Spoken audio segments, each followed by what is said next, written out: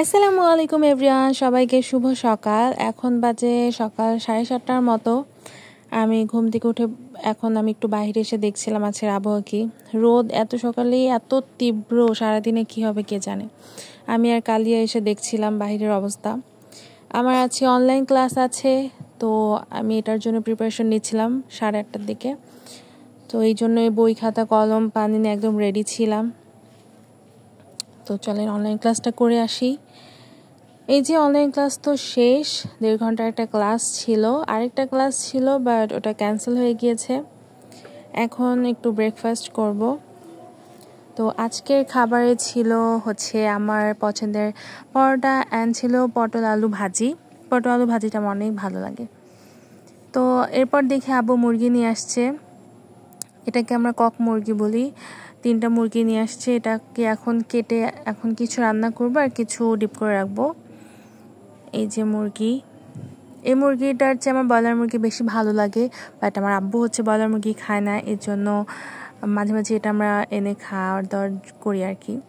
এই যে কাটা তো হয়ে গিয়েছে, এখন কিছু রান্নার জন্য রাখবো আর কিছু এখন ডিপ করে রেখে দিব।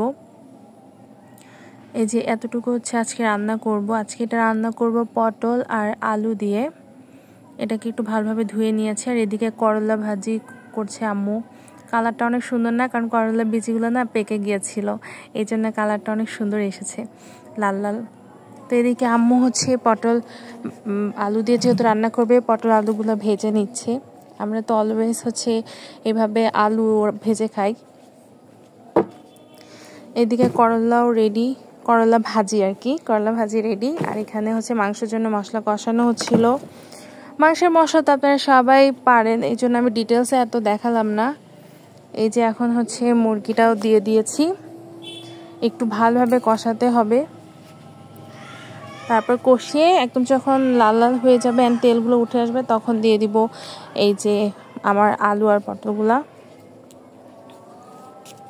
ভালোভাবে এটাকে একটু কষিয়ে পরিমাণ মতো পানি দিয়ে ঢেকে রান্না করতে হবে, একটু ঝোলঝোলই রাখবো আর কি।